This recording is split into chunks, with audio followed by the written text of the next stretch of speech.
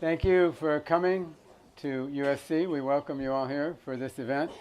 I'm as excited as you are to see what we're talking about tonight and see some demonstrations of some really cool products that are going to change the way we work and think and act. And this is just a preview of a lot of cool things to come. I'm just going to introduce this topic with a couple of slides based on some. We do every year a global communications study. And in what year was this one, Ron? 2019. 2019. This was our PR Tech report. And I have a couple of slides from it that I thought I would share with you to give you an idea where we were just a few years ago. So if we can go to the first slide, Ron. We asked people, how do you rate your company's current ability to use the latest technology? And a small number, and these are agencies and in-house and CEOs. Whoop. Only a small number said excellent. So at this time, the PR industry was a little behind in its use of technology, according to this. We ask another question. How knowledgeable are you about the future of applications of AI? And as you can see, 3% of the PR people, and this is 1,000 PR people around the world, said that they were very familiar with AI. 11% said moderately. The reason I'm not moderating this panel is I fall somewhere in that area. Maybe I'm somewhat. I could be somewhat. But these guys are very, extremely. But this is the way it was just a few years ago.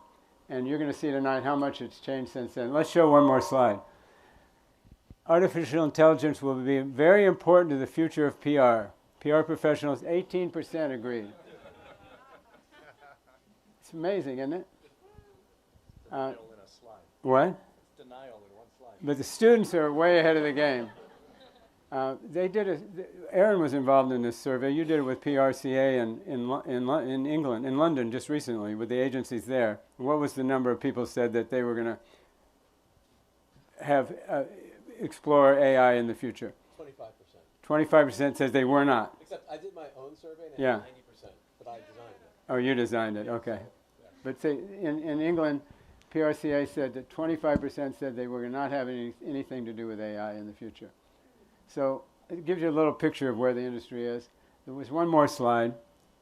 We asked people, what will be most important in the next 5 years, machines or people? You can see that PR professionals thought human capital would be more important, and students thought machines would be. We'll see what you guys think in just a minute. But that's where we were a few years ago, but AI is now a reality, and what you're going to see tonight will prove that, and it's going to be a big part of the future of our work and our profession. And we have a great panel here to talk about it. First of all, Aaron Kwittken. Aaron has been in the PR industry for many, many years, had an agency in New York, and now he is the CEO of Profit. And many of you will get a Profit hat tonight. Thank you, Faye. That's all I had to do. Yeah, just bring a hat. I'm done. I'm out. He's also the CEO of the Comms Tech unit for Stagwell Marketing Cloud, which is a holding company of marketing and PR firms. Acclaimed industry leader, serial entrepreneur, and seasoned corporate affairs and integrated communication strategist for more than 30 years. And Profit is the first ever generative and predictive AI platform designed by and for the PR community. And it uses AI to help modern professionals become more performative, productive, and predictive by generating and analyzing and testing content that predicts earned media interest and sentiment. What that means, in short, is a media relations tool. Right, Aaron? Okay. Ed Clarke. Hi, Ed. I was introduced to Ed Clarke maybe a year ago, Ed. He has a company called Cometrics.io, which he created in January of 2021. And he has a long history in advertising and marketing intelligence and research. And Cometrics is a subscription-based service that aggregates, filters, categorizes, and distills all corporate communications into easily searchable ESG themes and messages. These descriptions sound very complicated, but when you see what they do, you'll get it. Thank you, Ed, for being here. And Bobby Lincoln. Bobby is a USC grad, which we always love that. Bobby is the founder and COO of PeakMetrics. He has experience in fast-paced startup environment working progressively in business development, operations, business insights, and analytics. PeakMetrics delivers insights to create actionable real-time predictions of how messages will develop and spread online. It aggregates social and traditional media, then utilizes machine learning to extract behavioral trends. So you're going to hear more about each one of these guys in a minute. And Doug Dawson, who is our moderator, because Doug is an expert on this topic, and I thought I'd ask ChatGPT about Doug. And I said, who is Doug Dawson at Microsoft? I'm sorry, but I cannot provide information on whether there is a person named Doug Dawson at Microsoft or not. Fair. And it said, Microsoft is a large company with many thousands of employees, so there may be several individuals named Doug Dawson who have worked at Microsoft. Also, if you have more information about Doug Dawson you're referring to, I may be able to help you. He works in communications. Oh, I apologize. My knowledge, however, it is possible there is a Doug Dawson who works or has worked in communications at Microsoft. They have a large communications team that is responsible for managing the company's public relations, internal communications, and other related activities. If you have more information about Doug Dawson, he's the general manager of global communications. And then it says, however, if the information you provided is accurate, then it appears that he is the general manager of global communications. The global communications team at Microsoft is responsible for managing blah, blah, blah, blah, blah. He lives in Seattle. Even if Doug Dawson is a real person who works at or worked at Microsoft, I cannot confirm his personal details, such as resident, without violating his privacy. Thank you. Thank you. If there's any information you can provide that will help, he teaches at USC. It seems unlikely that Doug Dawson teaches at USC, University of Southern California. The Doug Dawson, who is general manager of global communications at Microsoft, may have different professional background, and there may be other individuals with the same name. Okay, how can I find out about this person? There are several ways. Search on social media platforms, check USC's directory, Google search, contact USC or Microsoft. It's important to note that some information may be private. Can you do that for me? I'm sorry, I can't. So, Doug, you're all those things. You teach at USC. You've been at Microsoft for how many years? 9 years. 9 years. And you've got to work on this. Whoa, I'm all those things and apparently none of those things. So I'm going to turn it over to Doug and the panel to tell you more about what AI is going to do to the PR profession. Thanks, Fred. Thank you all. Look, we've got a fun night ahead.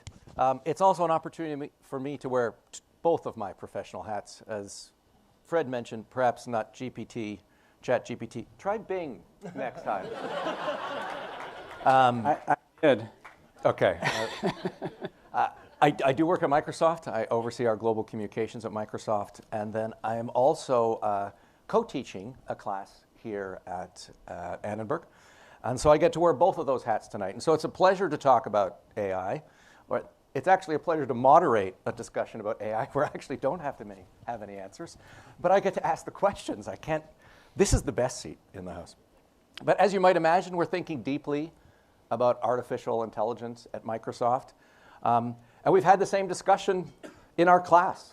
As it turned out, I taught a class here in Annenberg the very day after we announced Bing Chat. And it was a topic of discussion. We just, hey, you want to see it? We opened it up. And I think we'll have the same experience. There's a sense of awe and wonder and a sense of, oh, okay, that's something to think about. I think when I look at AI and these AI tools, the pandemic changed where we work, and AI is going to change how we work. And for communications, that is an incredible opportunity for us. We sit at the center of this. We have the ability to counsel whether it's clients, whether it's customers, whether it's stakeholders. And I think communications is incredibly well positioned as we shape the future of AI. At Microsoft, we talk about AI as a co-pilot. It is not an autopilot. It is something there to support the human being, the human interaction. And it is hugely useful, as we'll see today, in creating first drafts, in creating initial statements, in summarizing the complex. But it also has its shortcomings, and we'll see some of that as well. I think for me, the context about AI is hugely important, but talking about AI isn't all that interesting as seeing it. And so I want to introduce these three pioneers in this space who are going to walk us through some demos of what the products that they've developed for the communications discipline on how AI is going to change the discipline and the art of communications. I'm going to kick it over to our three guests. Fred, I think we're going to ask Aaron to go first. Yep. And he's going to run the computer. Yep, if they can just switch over to my computer. Fred forgot to mention I'm also a very proud Trojan parent. Oh, that's right. I should have said that. Yeah. And we will have a Q&A after, and apparently... You are Doug, right? Whoever you are. Whoever you say you are. We're going to give out the prophet hat for every question. So that's... All right. We got all Fred's notes up here. So I'm Aaron Kwittken, and like Fred had said, so I've been in this business for 30 years. And it's funny, in 2019, I pitched my idea of profit to my boss, Mark Penn. And he came out of Microsoft. He was their chief strategy officer. He also ran Burson, now BCW, for a number of years. And I won this like Shark Tank competition, and I named it Project Taylor after Taylor from Billions. Anybody watch Billions? Okay. Succession, I know, is better. Billions is good. So Taylor is like this algorithmic genius who can see around corners, challenges conventional wisdom, is clairvoyant. And I always wanted a Taylor in my agency. I've run agencies. I had my own agency. I couldn't find that. So I'm like, maybe I could build it. And we started in AI in 2019. We won this prize to build the MVP, which is minimal viable product. 2020, we built it. 2021, we launched it. And we started with predictive first. And I was trying to solve for an age-old question in my business, which is, how do I know which reporter is going to be interested in my pitch? And the current tools are pretty bad. They're low tech. They're databases. And how do you replace databases or media databases with media targets using AI? So that was the first part. And I was talking about GPT. Nobody cared. This was like 2-3 years ago. In fact, it was just silent. And then finally, about 7-8 months ago, we started testing generative AI. So we're trying to match, so we're putting together predictive and generative. So it's not just who's interested, how do I make my content more interesting? That's the generative part. Because ultimately, we're trying to personalize pitches. Yes, it's media relations, it's true. But we're trying to personalize pitches to reporters to get them interested so they write. That's ultimately what we're trying to do. So I run the CommStack Cloud for Stagwell. Profit is one of the flagship products. We also have an influencer creator platform called Qualified. At the end of the day, my job or my goal is to turn PR people into communications engineers. And again, like Doug said, co-pilots. We're not trying to replace people. We're just trying to make them more performative, predictive, and productive. So with that, me and my friends up here are going to show you a couple of examples. That's just the logo slide. And yes, there's 3 hats in the back. So full disclosure, these are real, but we were worried about the Wi-Fi, so we did screen recordings. But if anybody wants live demos, a couple of folks on the board can attest to this. I was doing it earlier. I'm happy to stick around at 7:30 to 7:33 and do live demos. I'm sure my friends are as well. So I'm going to just kind of talk over this for you. What you're seeing is a very long and boring press release from NASA they issued the other day. It's more than 1,000 words. Sorry, it's 982 words, which is kind of long. And how do you take this press release and make it into a shorter, pithier pitch? So that's just me scrolling through. It's amazing I can do this without hands, right? This is all AI. This is my brain doing this. So the first thing I'm going to do is pick a tone. And I can pick from a couple of different tones. I'm going to drop down. Professional, friendly, luxury. I don't know why I've relaxed. You don't want to be relaxed when you're pitching, but I'm going to change that. Imagine, though, that one day, soon, we can put in contrite, so we can create crisis statements, or apologetic. We're in LA, so we should talk about that. I pick bold. Now, this is not a gimmick. I did not cut the video. So this is the actual amount of time it's taking me to take 982 words and put it into a pithier pitch that's bold. On the right, what I'm doing is I'm picking which media in which countries. I picked the US and UK, and what podcasts might be interested in the pitch, the predictive. So you're watching the generative happen, and at the same time, I'm also going to ask it to predict which media are going to be most interested in this pitch. And I purposely picked a very long technical release. So we put this together pretty quickly. It's, I think, a little bit more interesting, but watch this. Social posts in a matter of seconds. I did this morning, I swear. And I also did this after the board meeting so people can attest to it. So what usually takes 2 hours, we can do in 22 seconds. It's not perfect. I always say when I ran an agency, I just need somebody to get me like 50% of the way there, right? This gets you close to that. So then you can decide, is this the content I want to use to test, or should I use the original content, which is very long and a little bit more technical and more boring, no offense to NASA, and how do I test which media are going to be interested in my pitch? So instead of downloading lists that are probably outdated, I still get pitched for my Forbes column that I stopped in 2021. I'm now going to use natural language processing and machine learning and something called semantic search, not Boolean search, to match the text in this pitch against what's been written out in the past. I'm going to figure out what categories this falls into. This is pretty good: science, astronomy, business. And now I'm going to try to predict future media interest and sentiment. If these categories are not the ones that I like and I want to add others, maybe it's a finance story or food and drink, maybe because they're eating, ice cream in space, then I can pick those, but they're not. So Prophet got it right. That's my little pitcher guy. I'm a Mets fan, so it's kind of close. It was green on St. Patrick's Day. And what it's doing is it's matching the words in the pitch against reporters that would be interested. So there's 3 categories here: is podcasts, science reporters, and business reporters. They're all scoring pretty high. Those numbers are percent interest. This is really more of a science story. And if NASA was my client, they're probably like, how do you get me something that's more science related? So I'm going to go and see who's interested. I'm listing reporters by level of interest. I have their Twitter handle. I have a sentiment score on reporters. Green is good, yellow, neutral, red, bad. This is a pretty positive, friendly story, so it's all pretty green, pretty good. And a lot of customers like to also try to score it by outlet because they're like, how do I get into CNET or Fast Company or whatever? So I was scrolling through this. I'm going to come back up and I'm going to then test to see whether or not this reporter, Monisha at CNET, is going to be the right person for me to pitch. So my friends at PeakMetrics are able to show unique monthly visitors. Thank you, Bobby. So if I click on Monisha, I will click on Monisha, I'm able to see all the stuff that she's written recently. How to brush moon dust off your boots. Clearly, she's a science and astronomy type reporter. She's probably the right person. So I'm going to tell the algorithm yes, that's because I'm trying to create a neural network. Or I'll say no, it's also training the algorithm. And if I say no, she comes off of my list. And now what I want to do is personalize my pitch to her, because this is what we're supposed to do as PR people. I can pick a different tone.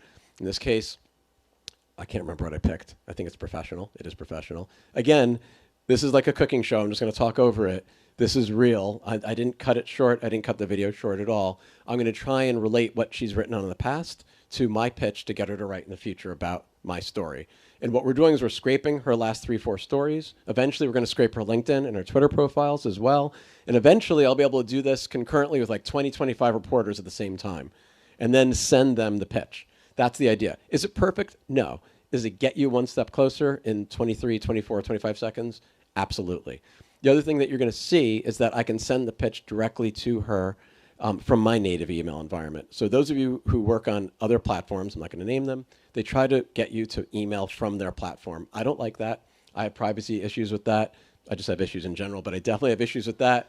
And the issue I have is that nobody should have potentially access to see the conversation or the email exchange between you and a reporter. So that's use case 1. Very, very quickly, because this is also really fun. These guys on stage are like, when's he going to stop talking? I want to show you one more use case. Okay. This is what I call start from nothing. This is kind of fun. All I need is 30 words. I have no idea whether or not Trojans and Bruins would ever partner on anything, but let's just pretend.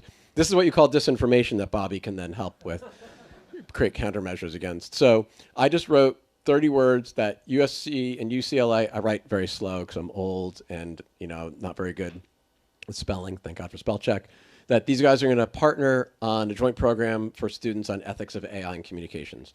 I just need 30 words. Now, like all technology, the better the prompts, the better the response. I don't know what Fred is doing with his prompts about Doug, but you have to have really good prompts, and you're going to learn how to create good prompts, and this is going to get smarter and smarter.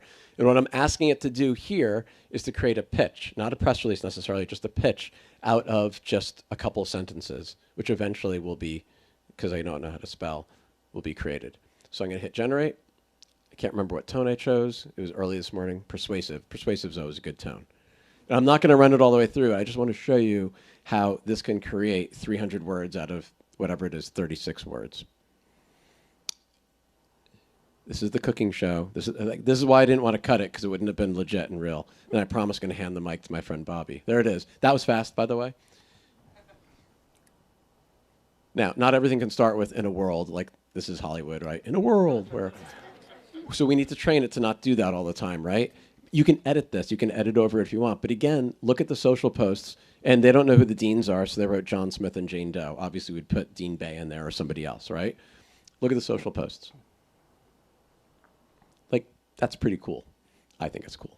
Of course, I'm biased. So that's it. Moving over to Bobby. Oh, Ed, sorry. I didn't mean to freak you out, Bobby. Ed is next. You want to come up here? Oh, you know, you can stay there if you want, and I'll be your AI assistant. I'll be your controller. Your name is Aaron. Yeah, you tell me when to cue it, and I'll do it. You could just play it now. Oh, you want this as the intro? Okay. Yeah, just as an intro. Let's do it. He has a fancy explainer video. Which was all generated by AI. All generated by AI. Here you go. Sound. Help. Help. Anybody? Sound. Is there sound? There is sound. There was sound when we I swear when we tested this. Control Studio. Yeah, anyone? Anyone up there?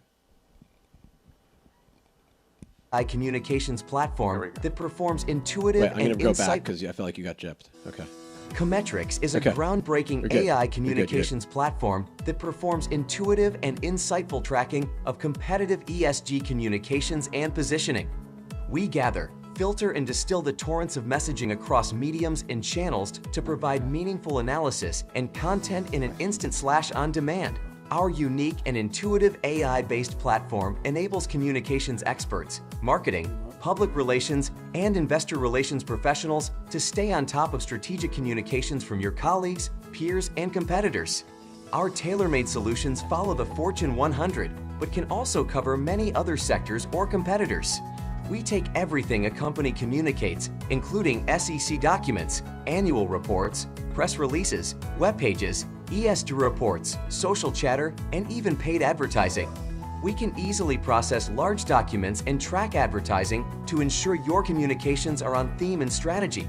Our platform filters each piece of communication into neat, actionable themes, resulting in a dashboard of trending themes, themes by company, and even paid advertising. We can show company trends by week and identify white spaces to help you communicate better than your peers. We also develop unique ESG communications footprints that provide a high-level view of communications from peers and competitors. So why wait? Contact us to find out more. You on? Try it. Hello, hello. There you go. Yeah, thank you.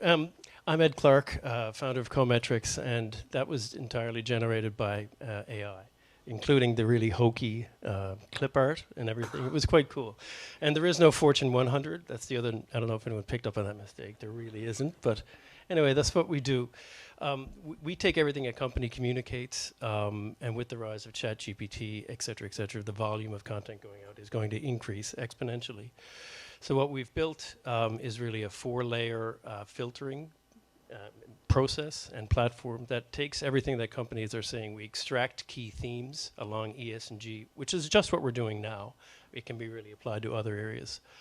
And we essentially extract the data that companies are putting out there. If you can go to the next page, there's an example of a screenshot that I put in there. Oh, you don't have it? Okay, that's fine. Sorry. Yeah, so we track everything a company does, but we look at what executives are talking about and also what board members are talking about. We've uncovered that a lot of the C-suite are not talking along company lines generally. Surprise. Some people, this guy Musk is, he's also he's causing some damage. But we monitor and track all of that. We sort of use AI at key pieces to allow us to extract what companies are actually saying thematically. Thanks, Ed. That's it. Cometrics. Okay, Bobby. I'm going to steal your seat so I can see what I'm doing here. Hey all, good to meet you. I'm Bobby. I'm one of the co-founders of PeakMetrics. We work with large enterprises and the US government to identify trends across the media. So we use AI to do that. And then to help folks understand which of those might be threatening or risky to them. So let's go ahead and roll the video and I'll see if I can keep up with it. Yeah, let's do it. So this is more traditionally what you've used in the past to understand trends in the media. Your typical kind of media monitoring platform, which will show you basically a feed of content. One of the challenges here is that you can use Boolean searches to identify all those content items, but now the volume of content is just so great. And so you've got this experience where you're having to come up with all sorts of different keywords. And so using our platform, you can do that, and you can sort through different types of channels, everything from news to social. We allow you to create those Booleans, but then we use tools to also be able to expand outside, so doing things like translation. Within this interface, you can also learn more about those content items. So we'll actually enrich all of those. We look at things like what's the sentiment. We'll show you similar articles. So how else are you seeing similar content propagate out? We'll actually load the content directly within the platform. So folks will use this to understand, what are people saying around their brand, around specific topics of interest. The challenge with platforms like this, and filters. So you can actually also then dive in to segment that content. And one of the challenges that this is helping you with, again, is just that sheer the sheer volume of content that's being created. Some of that is amplified by the fact that now generative AI is creating even more content. Part of what we do then is we enrich that content by looking at things like the source. So understanding what's the credibility rating of those sources. Do we see political lean between them? Do we see sources that are owned by the same parties? And then we'll use all of that to understand more context. We then developed this feature, narratives. And so what we realized was that to make sense of all of that content, you really need to understand what are the actual trends at a macro level. So very similar, you'll set up what you are interested in. So it might be something like Disneyland. Again, where across the media are you looking to analyze all of that content? And then PeakMetrics will use AI to automatically identify those different trends. So here we've taken all content that mentions Disney, and we've identified the different narratives or themes that exist across that. So all of this is AI generated. We'll cluster all of that content together. And so here you'll see, for instance, Rebel Wilson claims that she was banned from Disneyland over a selfie.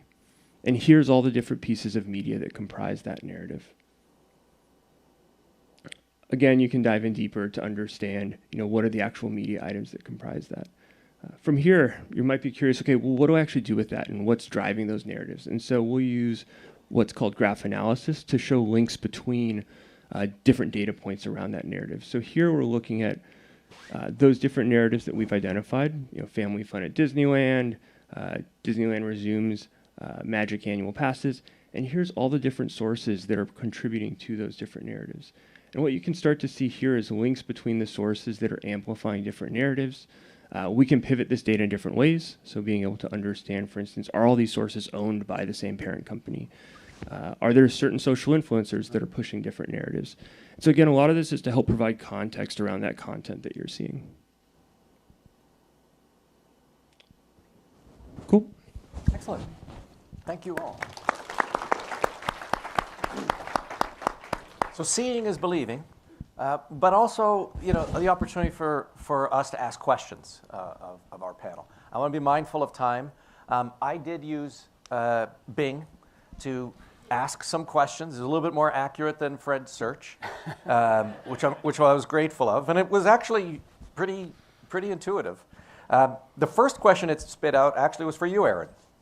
It said in your materials for profit, you refer to the comms engineer. So how is that different from a comms professional today? And what skills do you think communicators need tomorrow that they don't have today? Pretty good question. I feel like I've heard that question before. I don't know. Well, let me just take a step back. So our business historically in PR has been very focused on gut instinct and sometimes charm. But we've not had the data that our marketing siblings have had to support an idea. And to be really real in this, most clients or higher ups, if you're at a brand, think they're way more interesting than they really are. So, and when you're in a crisis, a general counsel is giving you comms advice when you're asking them to give you just legal advice. So we don't have the tools or the data to support whether or not a story is going to catch wind or whether or not, you know, you can negate it with a type of a statement. So the reason why I think we need to become engineers is because we need to be more data savvy. Use tools like Ed and Bobby and his partner Nick have built, and of course Profit, to backstop gut instinct with data. That's why. And in terms of understanding, you don't have to build the tools. I'm not a technologist. I'm just a PR guy to understand it. But it is good to get familiar with things like, you know, what's the difference between Boolean search and semantic folding, you know, which is one is linear, the other's, you know, contextual. But our business is nonlinear. Communications is nonlinear. So you shouldn't have a linear technology like Boolean decide who's going to be interested in your story. But I can go on and on, but I'm just going to stop it. That's okay. Look, we want you to engage. What about you, Bobby? Is there any skills that you think communication students need today that they may not have had yesterday? I think, frankly, a lot of the students today are probably ahead of many of us. You know, we're learning how to use all of these AI tools today, and in many ways, we're unlearning how to use the tools that we were previously using in their stead. For those of you that are students, you don't have that debt that you're dealing with. You know, you're already using those. Many of you probably in your classes using those for fun. You know, you're generating things on a Friday night. And so I think being able to continue to both stay up to date with that technology, like Aaron said, but also, you know, taking forward that knowledge that you already have in the same way that 10 years ago, people that knew how to use social media were, you know, revolutionary because all of us didn't understand how to leverage those. And so I think that the future, you know, I'm very optimistic for those of you that are already in school. And I think we've all kind of echoed the same sentiments that these tools aren't replacing people. And so the better you're able to leverage them and take advantage of them, they're hyper enabling you.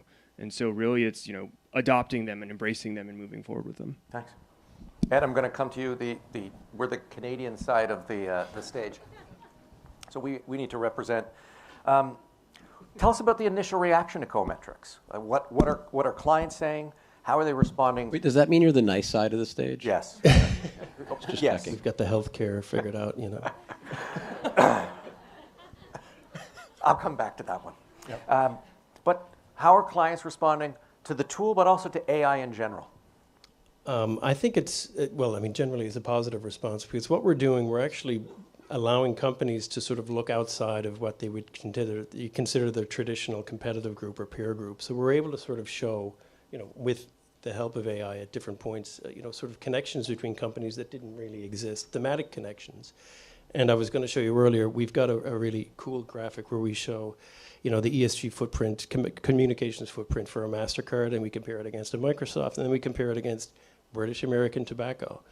And generally, we're exposing that they're all generally talking about the same types of things. So, you know, we're just really finding our way through this and uncovering really interesting things that you never really would be able to see unless you had a really nice data pool, data lake.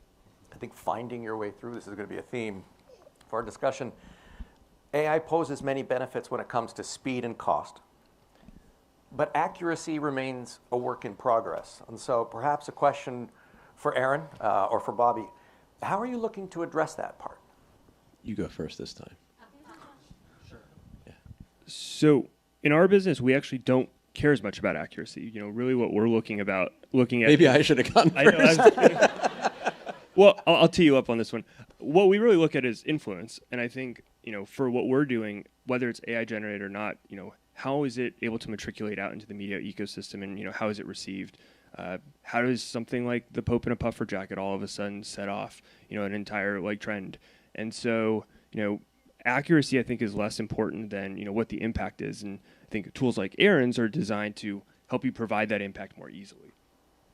Thank you for that. I appreciate that. Yeah, I think it's like what you said earlier, Doug. We have agency, no pun intended. We have control over ideation, serendipity, values, judgment, and we need to maintain that control. I liken this in the same way that we use calculators in Excel. We still know math, right? But we have to be guardians of accuracy, because then that also helps us to become a guardian of brand safety and brand integrity. So it's, again, it's not to displace. It's just like, what did you say? Hyper something. Hyper enable. There you go. Thank you. Hyper enable. Okay. You mentioned agency, so I'm gonna pull that thread a little bit. How do you see tools like Profit, impacting that agency brand relationship? And is this a new dawn of consulting? I meant agency in a different way, but I do like that question. I do. So, having run and had my own agency for so many years, the churn is real, as we all know, because this is a mixed cohort of both agency, corporate communicators, and faculty and students. And it's because people are doing mundane, awful work. They quit for 3 reasons, right? 1, because of that. 2, because they hate their boss. Or 3, because the culture is toxic. Or all 3. We can at least solve for the first one, and we can free them up using tech to do higher value things and upskill them. I also think it's going to force a better, more accretive relationship between an agency and a brand, because we're going to do things faster. We're paid to do things slowly, hourly, but maybe it'll force a value-based billing discussion, and we'll be paid for the value that we provide, because often it's behind the curtain, not in front of the curtain, versus the hours that we provide. And I think there's a huge difference there. Yeah, no, fair.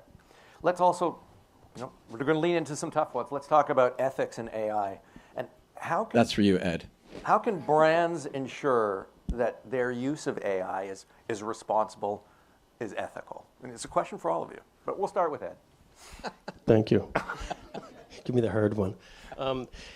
Brands, I think it's just a real massive opportunity, to be fair. I mean, it's almost like the advent of the internet, which would open up many, many different possibilities. I think this is just the next logical step in it. And there's another chance for brands to come closer to their agency, but also come closer to the consumer. So I think it's really positive, to be fair. Bobby? I think, frankly, it's a concern that we think a lot about, given our business, and looking at how do we track disinformation narratives and how do we protect brands against these concerns. I think on the brand side, having ethics statements and, value-based decision-making there is really important. But I think, from what we're seeing, it's how do we protect brands against this risk from things outside of their control, where some of these tactics can be, weaponized and used for bad. And how do we use AI in those, in those instances to actually combat that? And so a lot of what we're doing is leveraging, tools like PeakMetrics to understand those trends and help folks be able to respond to them more quickly, to understand the context around those trends so that they can make decisions as to which ones to focus on. And so I think there is a risk there, but these tools also enable us to combat that risk. Aaron, would you like to add anything? So we, up until a couple weeks ago, purposely did not have a free version of our product because I was worried about that. And even to this day, you have to join a wait list, not because it's BS, although it is helpful to have a wait list because everybody does that, but because we have humans vetting and looking at the list of people who are signing up to make sure we don't have bad actors or ill-intended organizations trying to use our product to spread mis or disinformation. But, companies and communications is all driven by the humans behind them, right? So bad humans are going to continue to do bad things, whether it's technology enabled or not. My bigger worry or concern is synthetic media. Less about the text, but more about the Pope wearing the puffer jacket. People taking my voice, my image, my video from tonight and everything else that's across the web and putting together fake synthetic media of me saying things I never said, or I might have actually, but probably not. That concerns me. I wish there was a 4th chair. Maybe we can have Fred, we can have another conference on this or talk on this where somebody can address synthetic media, because I'm very worried about that. Okay.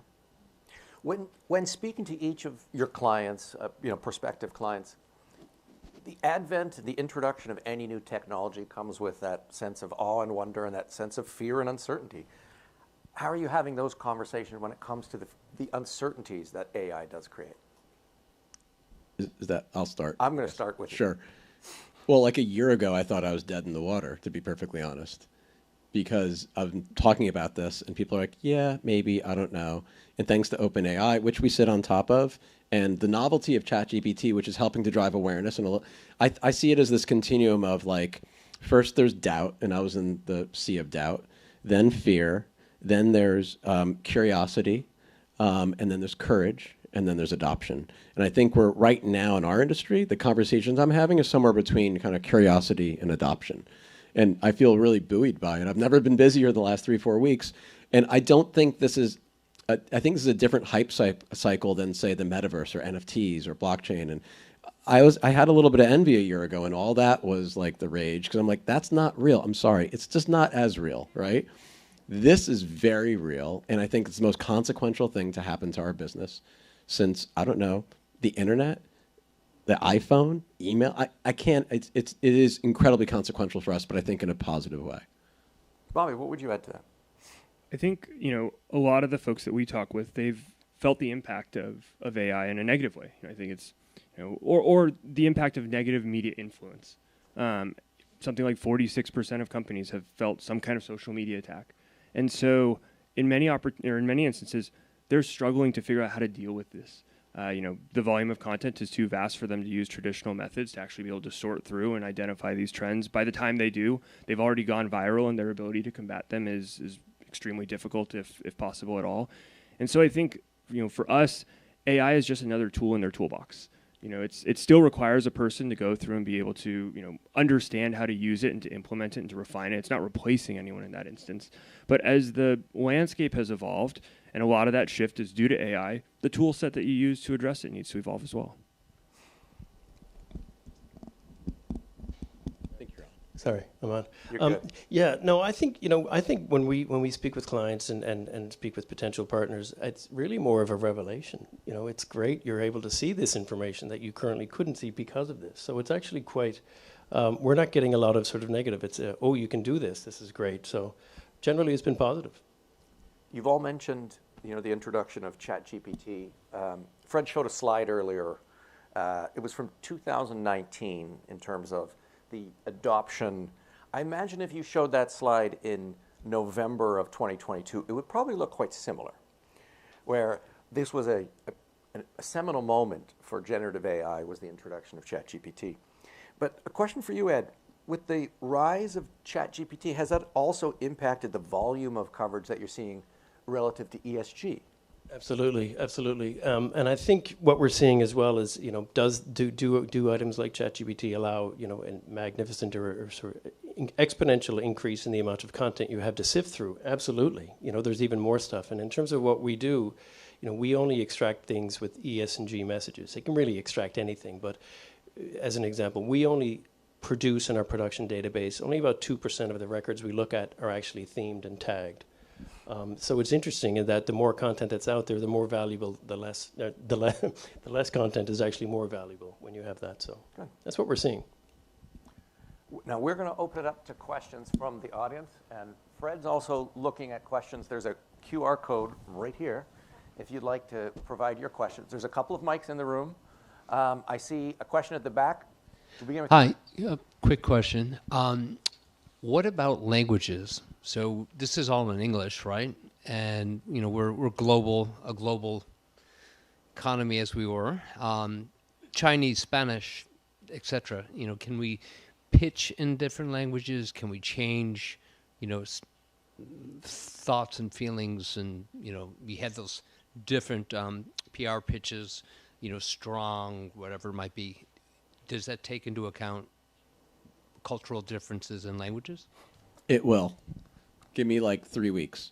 We have a partner named Locaria that does transcreation, transliteration types of services, mostly online. But the point you made is good, especially when it comes to different tonalities in languages mean different things. So it's not just about the language, but it has to be very specific to culture as well. And that's where I'm a little concerned. So language is easy, culture is harder, and that's what we're working on next. I think that's a perfect example of how AI enables beyond, what a person could do today. I think a lot of the customers we talk with, one of the challenges that they have is that these narratives span multiple languages and multiple regions. And so in order for them to track them or understand them, they need to have someone that can speak all those languages, and oftentimes that's not feasible.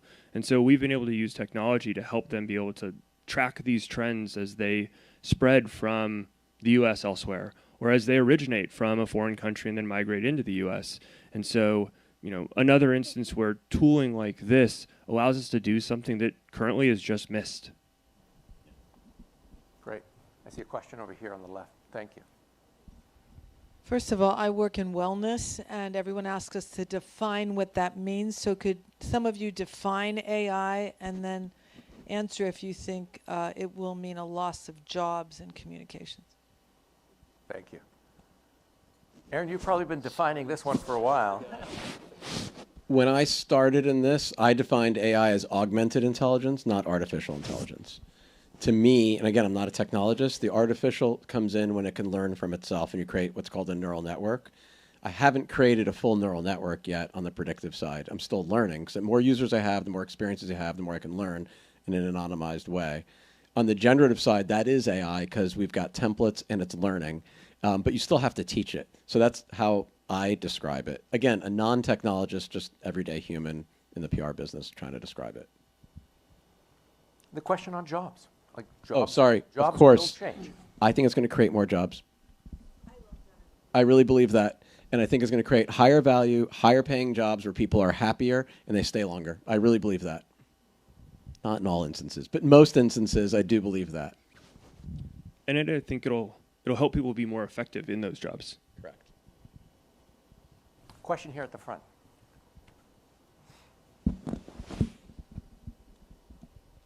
Hi, I'm from Microsoft. Actually, I'm not from the ChatGPT. So yeah, basically, I have a question that will be: how can we balance the AI implication into the like the PR and marketing, so that you wouldn't grab all the workers in the marketing, but also just as a co-pilot, since we know that the criteria and also all that benchmarks are set by the human being. So we want to boost up the efficiency instead of like a great layoff. I probably want to express of that. Yeah. Now, I think that's a bit of what Profit does, right? I mean, could you walk us through a little, maybe not the secret sauce, but how are you looking at it? So in the PR world currently with comms tech tools, there's workflows. And there are other companies that are trying to force you into their workflow. I don't believe in workflows, I believe in point solutions. So a workflow commoditizes what I do, but a point solution helps enhance and makes me more performative in what I do. So I think that this communications engineer concept is, it's a flywheel, and I'm picking what I need at that moment. It could be social listening, it could be influencer discovery, it could be brand safety around influencers to make sure they comply with my brand values, and it could be predicting media interest, and it could also be generating a very quick blog post or testing a blog post to see whether or not it has mediability for a Fast Company reporter. That's how I think about it. So that doesn't, you're still at the center of it all. You're still in control, and I think that's very important. There's a question here in the middle. Hello, thank you so much for the insightful conversation. I wanted to ask, a lot of companies are now forbidding their employees, schools are forbidding their students from using AI. So what are some tangible points you can provide to your company saying like, this is why we need to adopt it right now, even 3 weeks is too late? What are some things you can actually tell them to prove your point? Okay. Anyone want to jump on this one? You know, one of the reasons that companies are being thoughtful of it is right now it is an open platform, so it might not be the most secure, and which is what OpenAI has also said. But I'm curious if you're seeing that as you're introducing these tools, are clients or prospective customers also talking about that as well? Say, hey, we're uncomfortable with these tools? The two biggest questions that we get, and I immediately punt them to IT and legal, but the two biggest questions we get is one, do we have to disclose that we're using AI to help us? And my instinct is no, you don't disclose and use Grammarly or spell check. And by the way, as PR people, we ghostwrite for people constantly, but that's never disclosed. So it's kind of, it's not a silly question, but it's almost a moot question. In terms of the bigger question around values and standards, I do believe our governing bodies, PRCA, PRSA, PR Council, and others, need to develop standards. Just like we have ethics and standards for communication, we also need that for AI. And the unsolved question I think you're getting at, Doug, is who owns the content? You know, as an agency person, when we build a press release, a press list, or a byline, whatever, the client owns that content. I still believe they do. It is still being debated. I'm sure it'll make its way to the Supreme Court at some point. There's copyright issues. So I can't remember who said we're still working it out, but we're still working it out. Still, though, because of the revelation, we still have brands and agencies wanting to use it to get an edge and to get ahead. Okay. I think there's also responsible ways to use it, and it's a tool. I think, it's not perfect, and the results aren't perfect. And the point at which you try to take those results and pass them on directly is the point at which, it's no longer being used as a tool, it's being used as a replacement, and it's not effective in that mechanism. For us, we still tell our clients, you need to be looking at the results, you need to be refining them, you need to be working to help it make you better. And I think that's a safer way to use it than to just put something in and not even look at what comes out. Jack, we have any questions? Yes, we do. One of them is about you talked about 3 different uses of AI, but someone asked, what about in the creative side of our business? Do you see AI being a tool to come up with ideas or anything in the creative world in terms of design and so forth? Well, the video that we showed, the 90-second video, was entirely generated by AI, and I didn't really think it was that great, to be fair. And that's okay. That's okay. It's a really good first draft. But to answer your question, I'm not directly in the field itself, but it's sort of a really good first draft. It's just sort of how we're looking at it. And I don't think it will ever really replace creative, like true creativity, which is it's a human trait. It's not a machine trait at this stage. But Jonathan was talking today about visuals, using AI for photography and visual, supplying inventory of different kinds of pictures. Is that part of it? Do you see that? Is that in Profit's portfolio? No. Thanks. No. But I've played around with Midjourney, and I think that's really interesting. I still don't see it replacing human creativity and ingenuity. I just don't see that yet. Where I see it, for example, I'll give you an example for Profit. I want to teach it a voice skill, so I can say, hey, Alexa, I have a story idea, and I need help writing it. Here's a thought. Can you help me write it? And then what reporter do you think would be interested in it? That's not really creativity, but it is collaboration, and because that is how, when we used to work together in offices and meet as humans, that's how we ideate. That's how we brainstorm. I see a question also in the middle, and then I'm coming over here. Don't let Chris Perez ask a question. Just kidding. Hi. So the agency that I work for has a policy around generative AI such that use it to write emails, use it to assist you in your job in any way you see fit, except don't put any sensitive or confidential information in it. Because for all intents and purposes, you hit go and then it enters kind of a black box and it spits some stuff out. And I'm wondering, specifically, Aaron, since your startup is very specific in generative AI, how founded are those concerns? Does the black box sit on top of APIs from vendors where we don't know where it's going and what security protocols they have in place? And there's nothing more sensitive than putting in a pre-published press release into a platform. Or uploading it onto Business Wire or PR Newswire before it goes public, right? Yeah, it's the same idea. That's sensitive information that you have to upload in advance. So you have to use the same protocols and sequester that data in what's called an S3 cloud. We use Amazon Web Services to make sure that it is as hack-proof as humanly possible.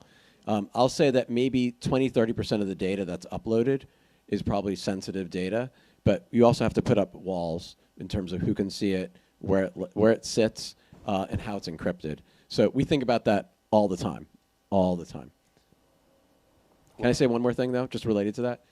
The other thing that's kind of a lower key sibling to that concept is what about data that you can't touch? What about regulatory language, disclaimers, boilerplates? So we're going to have a highlighter where it's like, don't touch this.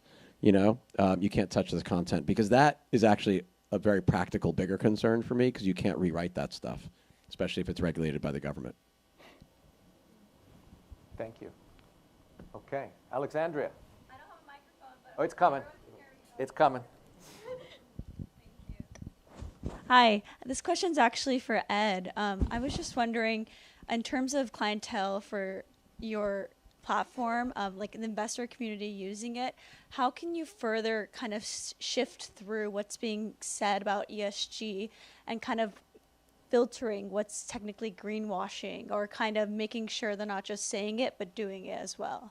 Sure, sure. And actually, I think there might be maybe some state or federal legislation that would actually address sort of greenwashing claims or potentially saying things, if your product does something that it doesn't do.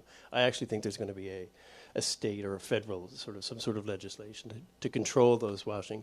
And I think the FMCG sector in the UK is actually self-regulating and making sure that they're not overcommitting or overthink. But it's something that we would track relatively easily with our platform, and it's sort of an evolving thing that we're trying to keep up with.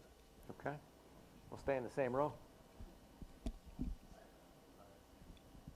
Hello. There you go. You're hot. Question for Aaron specifically.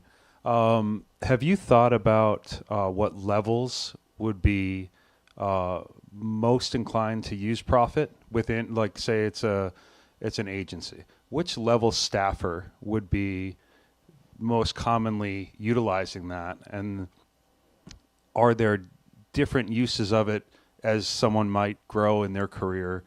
And will it become, in your estimation, a hard skill set that a PR professional could list, that they have a knowledge of using, an ability to like use a certification? Yeah. Sorts. You must be a recruiter. Are you a recruiter? I know. And a fellow GW alum. So the short answer is what we're seeing right now is usage in kind of junior to mid-levels, but with kind of oversight from the senior levels.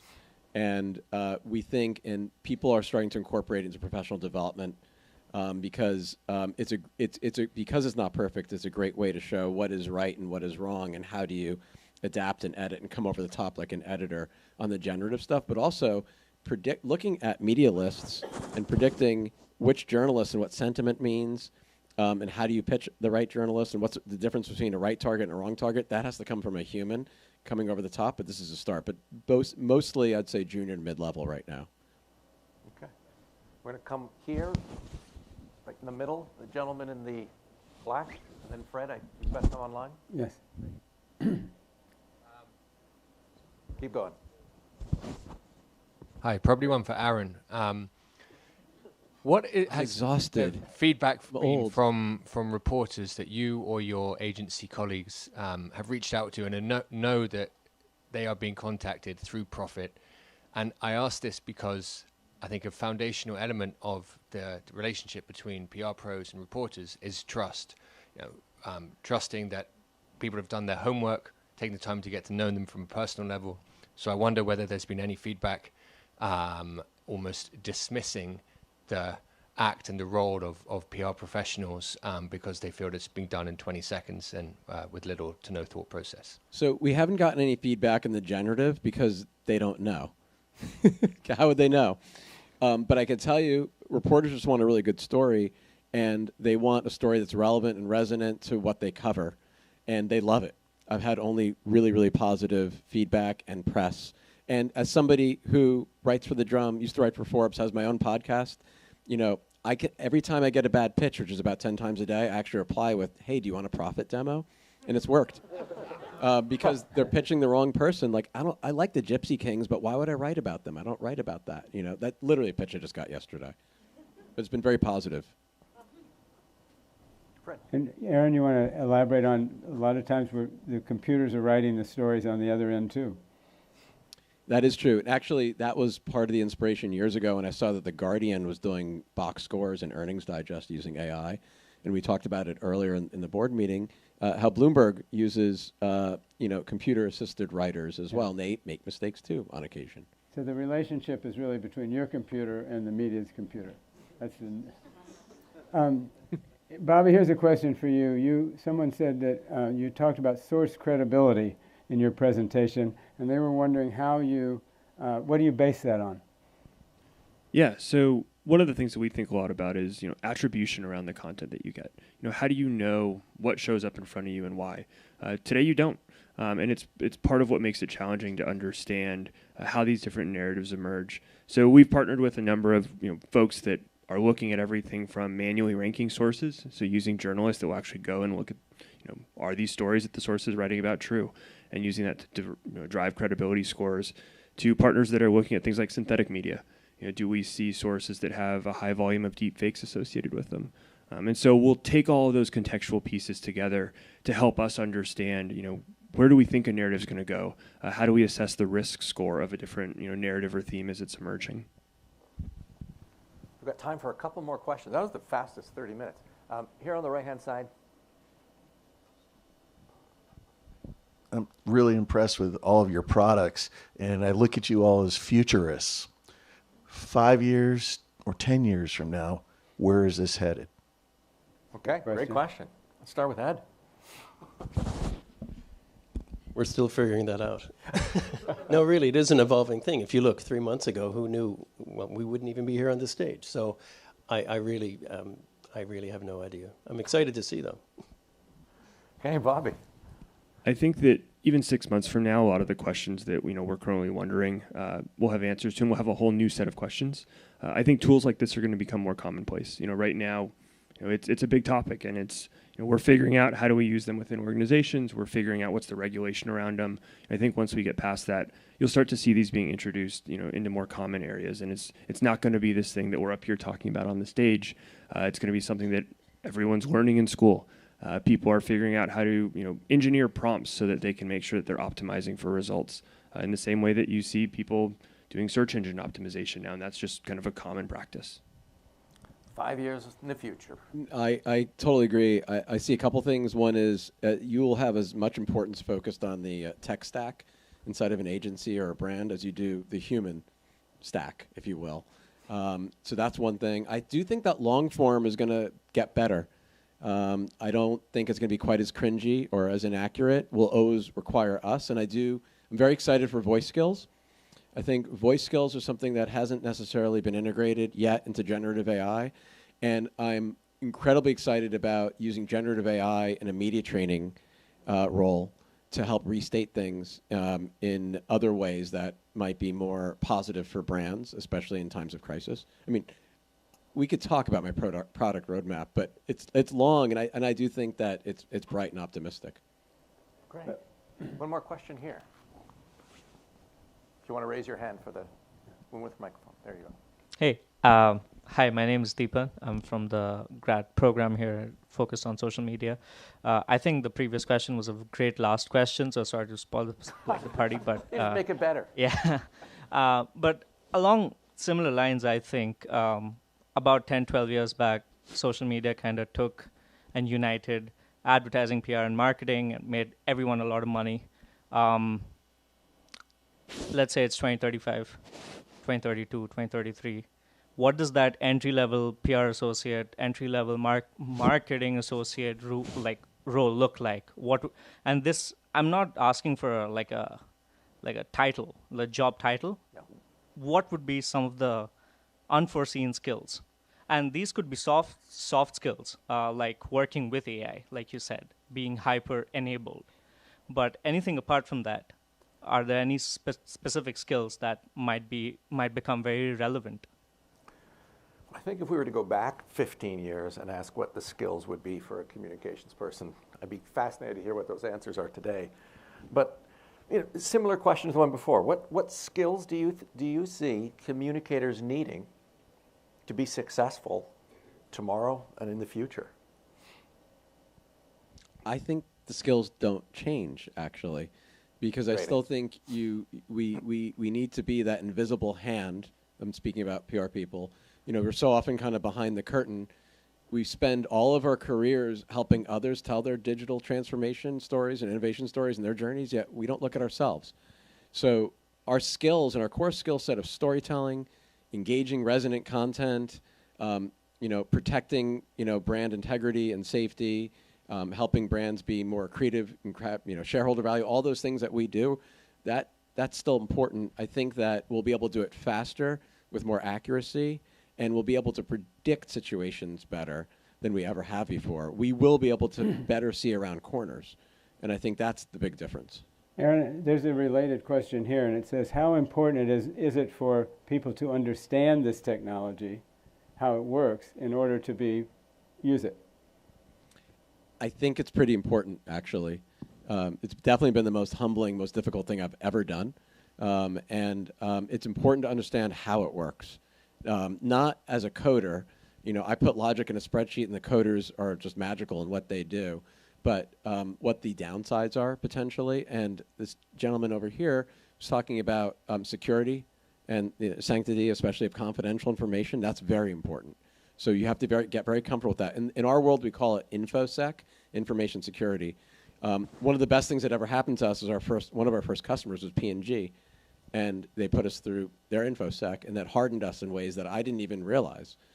So there's a whole nother kind of panel just on that. Wonderful. Okay. Last question over here. The woman in the third row. I have like 5 questions. Thank you guys. Pick your so best much. one. Thank you so much for coming. I'm a second semester senior, so obviously like, going out into the world, and this is all really fascinating.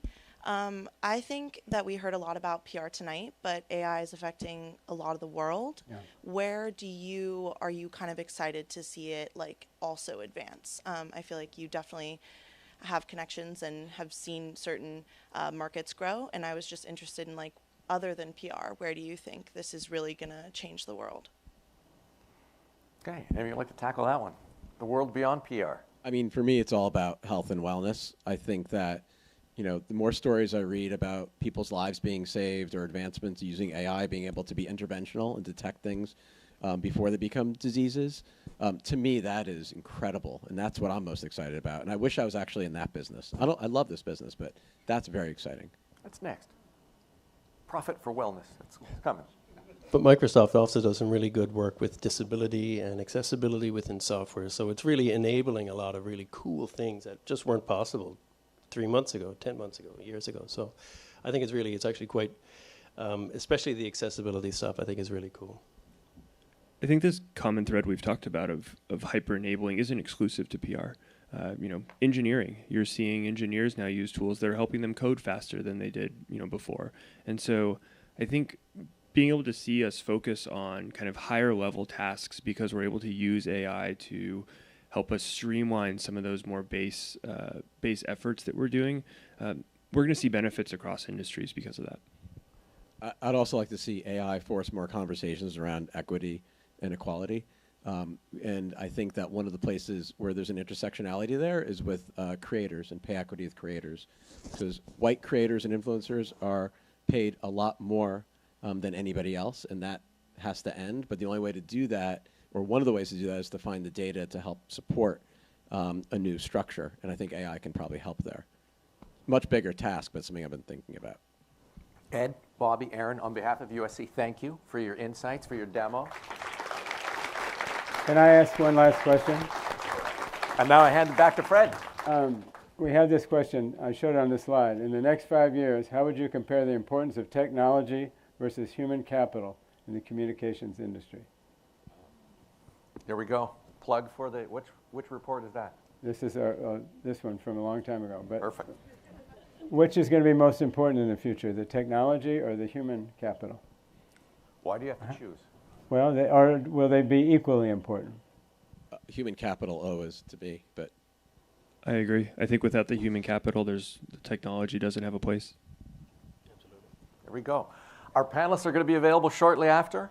If you have some questions, I'm sure we didn't get to all the questions. We ran hot on time. But if you'd like to ask Aaron, Bobby, or Ed a question, I hope you'll be available shortly in the lobby. Thank you all for your participation. And look forward to having you back. And thanks everybody for coming. Just one plug. In April 20th, we're going to have our Kenneth Aller Smith Symposium. The keynote speakers are going to be the chief philosopher from Patagonia, and we're going to have a really good corporate panel, so we hope you'll come back. Thank you very much. Bye-bye.